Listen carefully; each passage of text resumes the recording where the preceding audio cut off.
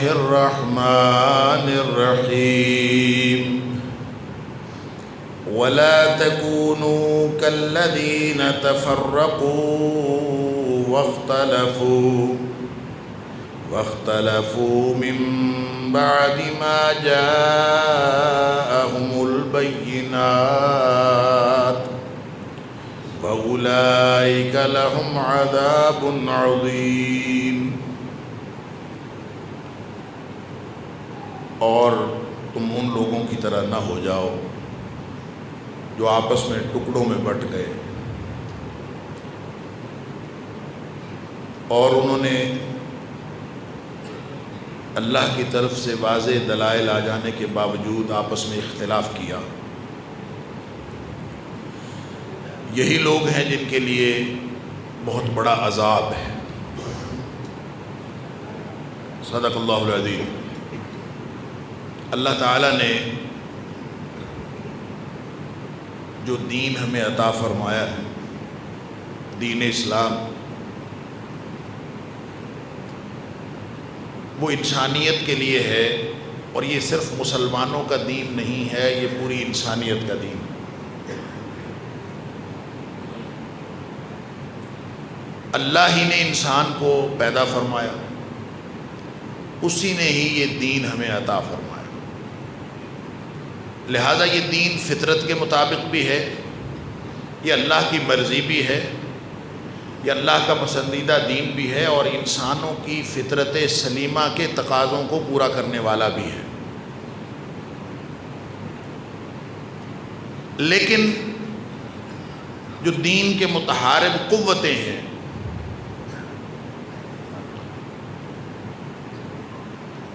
جو انسان کی دشمن قوتیں ہیں، ابلیس اور اس کے لشکر، وہ اس کو دین پر چلنے نہیں دیتے، اس میں رکاوٹ بنتے ہیں اور طرح طرح کے حربے استعمال کرتے ہیں۔ اس نے روز ازل اللہ کو چیلنج کر دیا تھا، جو ہی مہلت ملی پہلے اللہ سے درخواست کی کہ مجھے مہلت دے دی جائے۔ اللہ تعالیٰ نے مہلت عطا فرما دی۔ مہلت حاصل کرتے ہی اس نے اللہ کو چیلنج کر دیا کہ لَأَقْعُدَنَّ لَهُمْ صِرَاطَكَ الْمُسْتَقِيمَ، اللہ میں تیرے بندوں کو سیدھے رستے پر جانے نہیں دوں گا، میں درمیان میں بیٹھ جاؤں گا،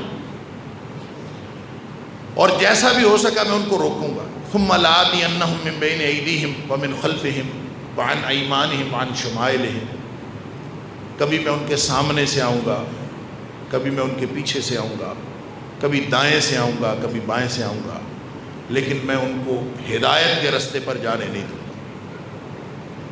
اس دن سے لے کر آج تک اور روز قیامت تک شیطان اپنے حربے استعمال کرتا ہے۔ ابلیس اور اس کا لشکر اتنا خوفناک دشمن ہے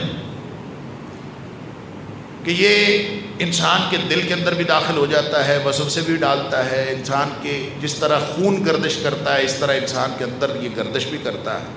اللہ اکبر، گویا انسان کے دل و دماغ پر کنٹرول بھی حاصل کر لیتا ہے۔ الا ما رحم ربی، جس پر اللہ کی رحمت ہو جائے وہی بچ سکتا ہے۔ اللہ اکبر۔ نبی اکرم صلی اللہ علیہ وسلم نے فرمایا ان الشیطان یجری من الانسان مجری الدم، انسان کے اندر اس طرح داخل ہو جاتا ہے، اور اس طرح جس طرح خون گردش کرتا ہے اس طرح انسان کے اندر شیطان جا کے گردش کرتا ہے۔ تگڑا اتنا ہے کہ اللہ تعالیٰ نے اس کو ساری قوت عطا فرما دی، مہلت دے دی۔ اب وہ وسوسہ ڈالنے سے لے کر ظاہری طور پر مادی دشمن سامنے کھڑے کرنے تک ہر حربہ استعمال کرتا ہے تاکہ مسلمان اس سیدھے رستے پر جا نہ سکیں جو جنت کا رستہ ہے۔ ہر دور میں اس کے حربے مختلف رہے، ہر شخص کو اس کی مزاج کے مطابق یہ حربہ استعمال کرتا۔ ہر دور میں ابلیس نے انسانوں کو گمراہ کرنے کے لیے کوئی نہ کوئی ایسا طریقہ اختیار کیا ہے۔ جو صاحب علم ہے ان کو علم کے ذریعے گمراہ کرتا ہے، جو کاروباری ہیں ان کو کاروبار کے ذریعے سے گمراہ کرتا ہے، جس کا جو مزاج ہے اس کے ذریعے سے گمراہ کرتا ہے۔ اسی طرح جو قوموں کا مزاج ہوتا ہے ان کے مزاج کے مطابق ان کو گمراہ کرتا ہے اللہ، حتیٰ کہ جو دیندار ہوتے ہیں، جو دین کو ترجیح بنا کر چلنے والے ہوتے ہیں، ان کو دین کے معاملے میں ان کو گمراہ کرتا ہے۔ اسی لیے علامہ ابن الجوزی نے ایک کتاب لکھی ہے تلبیس ابلیس، اس کا اردو ترجمہ بھی مل جاتا ہے۔ اسی طرح علامہ ابن قیم کی کتاب ہے اغاثۃ اللفحان، اس کا بھی اردو ترجمہ مل جاتا ہے۔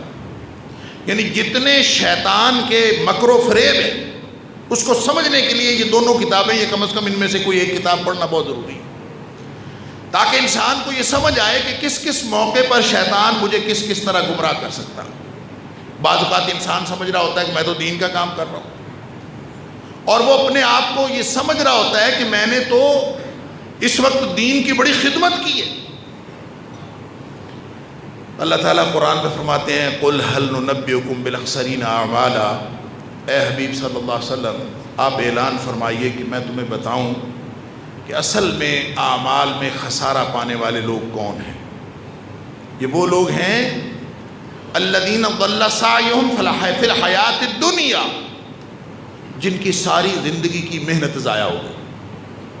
وہم یحسبون انہم یحسنون صنعا، اور سمجھتے وہ یہ رہے کہ ہم سے بہتر کام کرنے والا کون ہے، ہم تو دین کا کام کر رہے ہیں، ہم تو اچھا کام کر رہے ہیں۔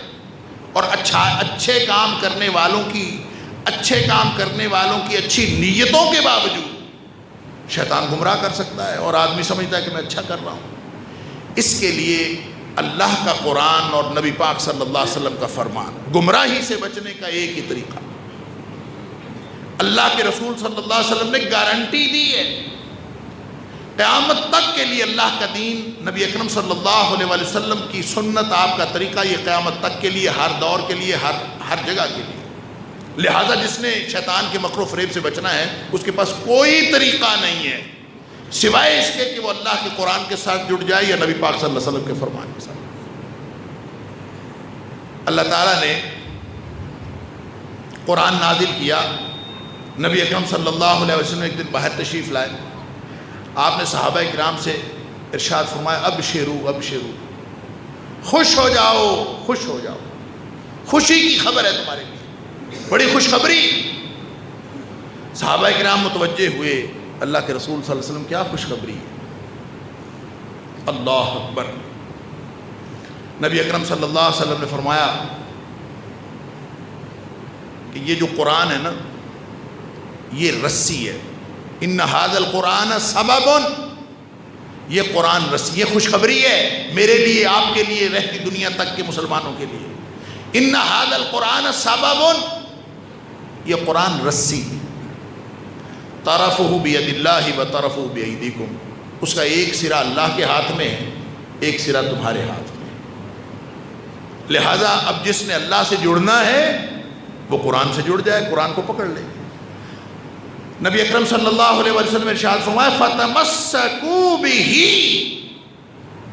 یہ خوشخبری ہے کہ تم جڑ جاؤ اس قرآن کے ساتھ۔ جڑ جاؤ گے تو دو گارنٹیاں نبی پاک صلی اللہ علیہ وسلم دو ضمانتیں عطا فرمائیں۔